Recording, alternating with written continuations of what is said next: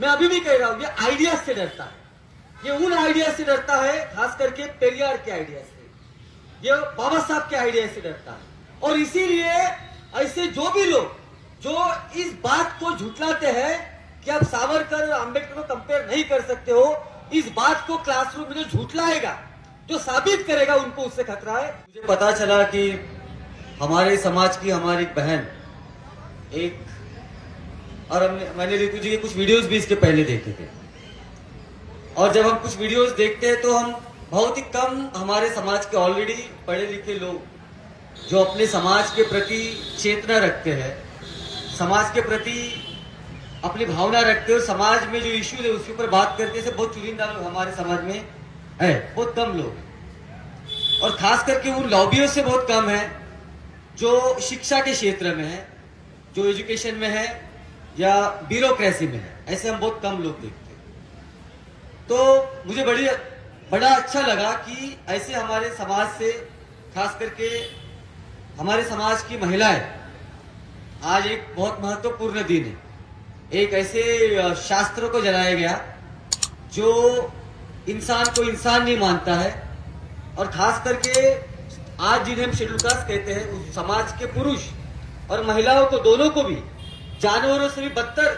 स्थिति में कैसे रखा जाए, इसकी बात करता है। आज उस मनुस्मृति का दहन दिवस है, जिस दिन बाबा साहब ने अपने साथियों के साथ में मनुस्मृति का दहन किया था। तो उस दिन आज हम यहाँ पे इकट्ठा हुए हैं, बहुत महत्वपूर्ण बात है। तो उसी बात को जब हम याद करते हैं, इतने साल होने के बावजूद भी हम आज भी बहुत कम हमारे समाज से महिलाएं देखते हैं जो पुरजोर तरीके से अपनी आवाज और प्रखर तरीके से अपने मुद्दों पर बात करती है। तो लेकिन जब वो बात करती है तो हम सबको अच्छा लगता है कि वो बात कर रही है, बाबा साहब का नाम ले रही है, समाज के इश्यू पे बात कर रही है, लेकिन वो बात करने के बाद जो कॉन्सिक्वेंसेस उनके साथ होते हैं, जो उनको उसका भुगतान करना पड़ता है, you know, like there is a good word that you have to pay the toll to fight for a justice, कि आपको एक तरह का टोल पे करना पड़ता है जस्टिस पाने के। तो इसीलिए रितु जी, ये भलाई उनकी लड़ाई अपनी नौकरी को लेकर शुरुआत हुई, लेकिन मेरे ख्याल से हर शेड्यूल कास्ट का व्यक्ति जो अपने सेल्फ राइट, सेल्फ रिस्पेक्ट के लिए लड़ रहा है, वो केवल अपने अकेले की लड़ाई नहीं लड़ रहा है, वो पूरे समाज की लड़ाई लड़ रहा है, क्योंकि वो पूरे समाज का दर्पण करता है कि अगर आप सिस्टम के खिलाफ आवाज उठाओगे तो आपके साथ क्या हो सकता है। क्योंकि मैं जानता हूं, मैं I have been the part of university culture, I was student leader in JNU, I led Dalit Bahujan organisation, I have been writing and speaking, I was suspended for 6 months in JNU by JNU vice chancellor then Jagdish Kumar, जो भी UGC के chairman है। He suspended me for fighting for reservation of scheduled caste communities in campus. So it was not new for मी। तो मुझे पता है कि educational institution में, खास करके यूनिवर्सिटी कल्चर में बहुत कम लोग हैं, खास करके दबे कुचले समाज से आने वाले बहुत कम लोग हैं जो इस तरह की प्रखर रूप से अपनी आवाज लोगों के सामने रखते हैं। और इसीलिए मुझे लगता है कि रितु जी के साथ खड़े होना इस आंदोलन में, हाँ जरूर सर, और रितु जी के इस आंदोलन के साथ अपनी सहमति दर्ज करते हुए इस एक जस्टिस की लड़ाई को कैसे आगे बढ़ाया जाए, मेरे ख्याल से हर उस व्यक्ति का एक कर्तव्य है जो अपने आप को बाबा साहब का अनुयायी मानता है, जो अपने आप को बाबा साहब के मूवमेंट को आगे बढ़ाने वाला एक कोई व्यक्ति मानता है। उसी चीज को जानते हुए मैं अपने संगठन से, जो हमारा एक न्यू बॉर्न ऑर्गेनाइजेशन है, नया संगठन है, all India independent schedule caste association, उसके द्वारा हमारे साथियों ने, जब हमें पता चला कि जब हमने तय किया कि दिल्ली में हमारा एक प्रोग्राम है और हमारा एक कुछ मीटिंग भी है, तो विदाउट कोई चांस लेते हुए हमने कोशिश की कि रितु जी संपर्क साधा जाए और इस मूवमेंट में अपना सहभाग दर्ज किया जाए, साथ ही साथ इस मूवमेंट को अपना पूरा समर्थन दिया जाए। कुछ चंद बातें मैं अपने आपके सामने करूंगा, क्योंकि बहुत सारी बातें इसके पहले और इसके मेरे आ जाने के बाद भी बहुत लोग करेंगे, जो आपको बखूबी पता है कि आज क्या हो रहा है। मैं कुछ क्या हो रहा है ये हम सबको पता है, हम टीवी पे देखते हैं, अपने दोस्तों से सुनते हैं, हर जगह से हमको आजकल पता चल रहा है। लेकिन मैं ये आपको बताना चाहता हूं कि ये सब जो हो रहा है ये क्यों हो रहा है। क्या केवल दोष इतना है कि आप क्लासरूम में, जैसे रितु जी का है कि क्लासरूम में वो दलित नॉन दलित की बात कर रही है, या वो जातिवाद किस तरीके से फंक्शन होता है उसकी बात कर रही है। मुझे लगता है केवल मसला उतना नहीं है, क्योंकि अगर केवल मसला उतना होता तो बड़ा आसान हो जाता। क्योंकि आजकल तो हर कोई भी उठ के अपने आप को गरीब का देवता बना देता है, हर कोई जो से निकलता है। हमने देखा भारत में पहले जिस तरीके से नॉलेज प्रोड्यूस किया जाता था, प्रोड्यूस नहीं, एक तरीके से थोपा गया जो शास्त्रों के द्वारा, उस नॉलेज को बाबा साहब ने अपने नॉलेज के थ्रू फुले साहब ने और बाकी हमारे दलित बहुजन समाज के आइकॉन से चैलेंज किया। तो नॉलेज हमेशा से लोगों को बनाता है, एक नॉलेज से एक पूरी जनरेशन बनती है। जैसे अगर राइट विंग की बात किया जाए, जैसे हिंदूवादी लोग कहते हैं, सावरकर ने एक बहुत थर्ड क्लास कॉन्सेप्ट का इजाद किया, जिसको हिंदू राष्ट्र का एक इजाद किया, बहुत थर्ड क्लास है। अगर कोई भी पीएचडी स्कॉलर उसको जांचे, कोई भी हिस्टोरिकल एविडेंस के साथ में उसकी बात करे, तो this is one of the poorest concept that one can understand. वो बहुत ही इंटेलेक्चुअली पुअर आर्गुमेंट हिंदू राष्ट्र में उन्होंने बात कही है, लेकिन वो महत्वपूर्ण उनके लिए बना, खास करके उन लोगों के लिए जिन्होंने नॉलेज अभी तक थोपा और एक नई आइडिया का उन्होंने निर्माण किया, उनके लिए हम कह सकते हैं। तो और एक वर्चस्व आइडिया का निर्माण किया। मैं कहता हूं कि यूनिवर्सिटी स्पेसेस एक नौकरी से ज्यादा इस चीज के लिए माने जाते हैं पूरी दुनिया में कि वहां से आइडियाज पैदा होती है, वहां से आप नए विचारों को पैदा करते हैं और उसको डेफिनेट करते हैं समाज में अलग अलग जगह। और यूनिवर्सिटी का यही जिम्मेदारी अक्सर रहा भी है। शेड्यूल कास्ट समाज के साथ में,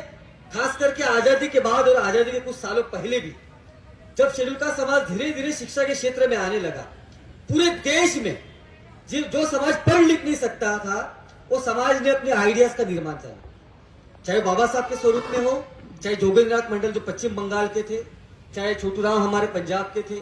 चाहे एमसी राजा हमारे तमिलनाडु के थे, अलग अलग देश के राज्यों में से, और हमारे शेड्यूल कास्ट की महिला है जायबाई चौधरी जैसे लोग, जब जब उन्हें एजुकेशन मिला, उन्होंने नए विचारों को पैदा किया, समाज में उन विचारों को फैलाया। और ये विचार ही होता है जो समाज को चेंज करता है ना, एक जनरेशन को बनाता है। जैसे मैं महाराष्ट्र से आता हूं, जिस जगह से मैं आता हूं, मैं बार बार ये बात अपने भाषण में और बहुत जगह कहा है, जहां पे मेरा जन्म हुआ झोड़पट्टी में, जहां पर ज्यादातर लोग, जो साइकिल रिक्शा आपके दिल्ली में अभी भी दिखता है, वो मेरे पिता का काम करते थे। तो पढ़ने की हालत तो नहीं थी, लेकिन पढ़ने का जज्बा, अगर मेरी माँ ये नहीं बताती कि पढ़ना, वो तो नहीं पढ़ी लिखी, लेकिन अगर वो बाबा साहब की नई बात बताती कि बाबा साहब बहुत मुश्किल से भूखे रह के भी पढ़ाई की, तो हम भी नहीं पढ़ते, वो जज्बा खत्म हो जाता। This is the idea why education is important. वो कोट करना, बाबा साहब की बार बार वो बात करना कि शिक्षा जो है वो शेरनी का दूध है, आप पियोगे तो गुर्राओगे। वो कितना सच है कितना झूठ है इसको हमको जानना नहीं है, लेकिन एक जस्ट आइडिया कि भला मेरे घर में एक रोटी है, मैं आधी आज खाऊंगा आधी बाद में खाऊंगा, लेकिन शिक्षा लूंगा, ये समाज में आइडिया डालना बहुत महत्वपूर्ण था, जिस समाज को सदियों से स्कूल और गांव से बाहर रखा गया। और ये जो लोग हैं, ये लोग इससे नहीं डरते। मैं बार बार कहता हूं, आज का जो सत्ताधारी लोग हैं, जो इस देश का हिंदू अपर कास्ट है, बहुत क्लियरली अगर हम देखें, संस्थानों की बात करें, मैं अभी भी कह रहा हूं, ये आइडियाज से डरता है, ये उन आइडिया से डरता है, खास करके पेरियार के आइडिया से, ये बाबा साहब के आइडिया से डरता है। और इसीलिए ऐसे जो भी लोग जो इस बात को झुठलाते हैं कि आप सावरकर और अम्बेडकर को कंपेयर नहीं कर सकते हो, इस बात को क्लासरूम में जो झुठलाएगा, जो साबित करेगा, उनको उससे खतरा है। इसलिए उनको रीतु से खतरा है, इसलिए उनको बाकी दलित बहुजन स्कॉलर से खतरा है जो यूनिवर्सिटी के अंदर अपने बात को रखते हैं। उनको उन दलितों से खतरा नहीं है, उनको उन दलितों से खतरा नहीं है जो इनके सामने नतमत होके कि मेरा भांजा कहीं लगवा दो, मेरा भतीजा कहीं लगवा दो, मेरी बीवी को कोई नौकरी दिलवा दो, मेरे पति को कोई, उनको उनसे कोई खतरा है ही नहीं, क्योंकि उनको पता है ये तो एक तरह के ऐसे लोग हैं जिसको मैं कहता हूं सरप्लस पीपल। जाति सिस्टम में बाबा साहब कहते हैं कि केवल काम का सरप्लस नहीं होता है, जैसे वेस्टर्न सोसाइटी में लेबर क्लास का सरप्लस होता है कि आप एक सरप्लस प्रोड्यूस करते हो कि जिसमें उस सरप्लस से मैं अपना प्रॉफिट कमाता हूं, बराबर है। जाति में तो इंसानों को ही सरप्लस माना गया है, कि जिनके काम को काम ही नहीं माना गया। तो ऐसे सरप्लस लोग हर जगह है। कोई कोई पार्लियामेंट में कविता पढ़ रहे हैं, मजाक, किसी हथरस में एक शेड्यूल कास्ट बच्ची का बलात्कार होता है जिसमें न्याय नहीं होता है, लेकिन हमारे जो लोग हैं, चुने हुए लोग पार्लियामेंट के अंदर कविताएं पढ़ रहे हैं, वो अपने नेताओं की जय जयकार कर रहे हैं। तो ये बचे हुए लोग हैं।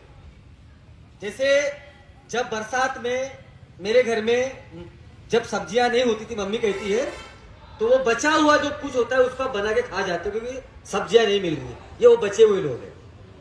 इनका काम तब आता है, इन गुलामों का काम तब आता है इनको, जब इनको अपने समाज में, अपने समाज के लोगों के खिलाफ कुछ लोगों को खड़ा करना। और वो पार्लियामेंट में भी है, वो ब्यूरोक्रेसी में है, वो यूनिवर्सिटी के अंदर भी है। नहीं तो शेड्यूल कास्ट का कोई भी समाज का व्यक्ति, मैं यूनिवर्सिटी की बात कर रहा हूं, अगर किसी प्रोफेसर के ऊपर, किसी शेड्यूल कास्ट के बच्चे के ऊपर कोई अन्याय होता है,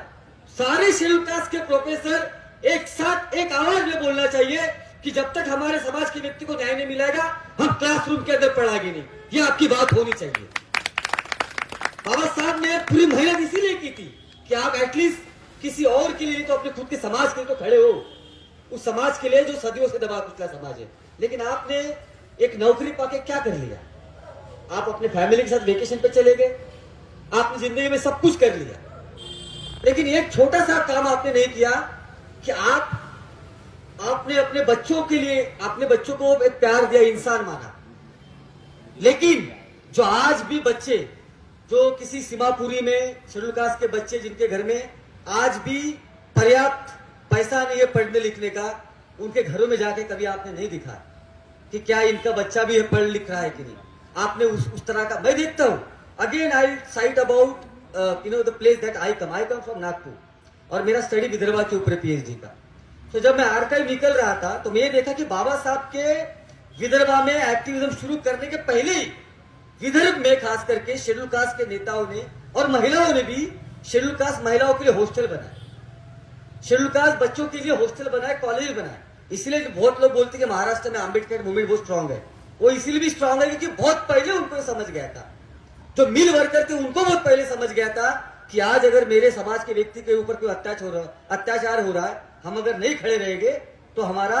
सब कुछ खत्म किया जाएगा। तब उनको पता था, जब बाबा साहब विदर्भा में एक्टिविज्म की शुरुआत करने के थे, उसके पहले लेबर लीडर शेड्यूल कास्ट के विदर्भा में काम कर रहे थे, उसके पहले हमारी प्रेस बन चुकी थी। और सबसे इंपॉर्टेंट बात जो उन्होंने करी, उन्होंने ये करी कि उन्होंने स्कूलें बनाए। मैं जिस एरिया से आता हूं, जाहीबाई चौधरी, जो शेड्यूल कास्ट समाज से औरत आती थी, उनके साथ जब डिस्क्रिमिनेशन हुआ, उनको पता चला कि मेरे समाज के लोग एक गांव झोपड़पट्टी में रहते हैं, उन्होंने पूरा जीवन झोपड़पट्टी के बच्चों को पढ़ाने के लिए, उनके लिए स्कूल बनाने के लिए, खास करके दलित महिलाओं के लिए, शेड्यूल कास्ट की महिलाएं पढ़े इसलिए उनके लिए स्कूल बनाए, अपना पेट काट काट के। उनको एक तब समझा। मैं ताज्जुब करता हूं कि आप इस इतना टेक्नोलॉजिकल रेवोल्यूशन होने के बाद भी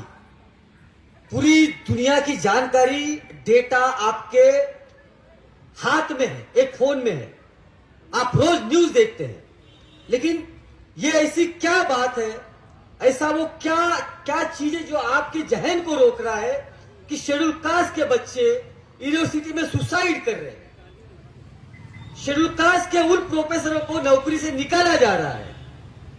पूरा अत्याचार उनके ऊपर हो रहा है, लेकिन आपको वो क्या चीज है जो रोक रही है कि आप एक गोलबंदी नहीं कर रहे हैं इस अत्याचार के खिलाफ, कि आप एक सुर में बात नहीं कर रहे हैं उन लोगों के खिलाफ जो आपके खिलाफ अत्याचार कर रहे हैं। ऐसी बात आपको क्या रोक रही है? ऐसा क्या डर है? तो वो डर यही है, वो डर से ज्यादा लालच है। और डर से ज्यादा मुझे लगता है कि लालच है कि आज मैं एसोसिएट प्रोफेसर हूं, कल मुझे प्रोफेसर बनना है, आज मैं प्रोफेसर हूं तो कल मुझे डीन बनना है, एचओडी बनना है। लेकिन लालच कब तक और कहां तक और किस हद तक? जब आपके समाज के बच्चे सुसाइड करके उनकी लाश ठंडी हो जाती है उन लाशों के ऊपर, या आपके समाज के दूर दराज से आके पीएचडी करने के बाद में, नौकरी लेने के बाद अपनी आवाज रखने के लिए उनको नौकरी से निकाला जाए, उनका पूरा जीवन बर्बाद हो जाए, तब तक कब तक आपको अपने अंदर का ये जो लालच है इसको कब तक जिंदा रखना है? चंद आखिरी बात अपनी बात रखते हुए खत्म करूंगा और ये कहूंगा कि शेड्यूल कास्ट समाज का अपना एक इतिहास है। और इतिहास लड़ने का है। पढ़े लिखे लोगों की जिम्मेदारी बनती है कि वो इस जस्टिस की लड़ाई को, इस न्याय की लड़ाई को अपने कांधों पर लेके आगे बढ़ाए, क्योंकि समाज का गोर गरीब जो 14 घंटे 15 घंटे अपने बच्चों का पेट पालने के लिए रोज लड़ता है, एक अपने मालिक के खिलाफ आवाज नहीं उठा सकता, उसकी मजबूरी है। लेकिन हम पढ़े लिखे लोग हैं, हम हो सकता है कि एक बड़े बंगले में ना रहे, लेकिन हम में इतनी ताकत है कि हम अपने 2 वक्त की रोजी रोटी कमा के जुटा के अपना घर परिवार चला सकते हैं। मुझे लगता है कि हमारी ये जिम्मेदारी है कि समाज में समाज का मूवमेंट अपने कांधों पे लेके आगे बढ़ाना है, क्योंकि अगर समाज के पढ़े लिखे लोग, समाज के आंदोलन से फायदा उठाए लोग अगर समाज के लिए नहीं लड़ेंगे तो आने वाला समाज उनको समाज का गद्दार कहेगा और उन्हें गद्दारी से बचना बहुत जरूरी है। यही बात करते हुए अपनी बात खत्म करूंगा और रितु जी को मेरे तरफ से और हमारे संगठन की तरफ से पूरा समर्थन है। जब जब आपको कोई भी जरूरत पड़ेगी किसी भी तरह की, हम आपके साथ हैं। और जब तक आपको न्याय नहीं मिलता है, इस न्याय की लड़ाई में जब तक आप प्रखर रूप से खड़ी है, हम आपके साथ खड़े हुए हैं। जय भीम, थैंक यू।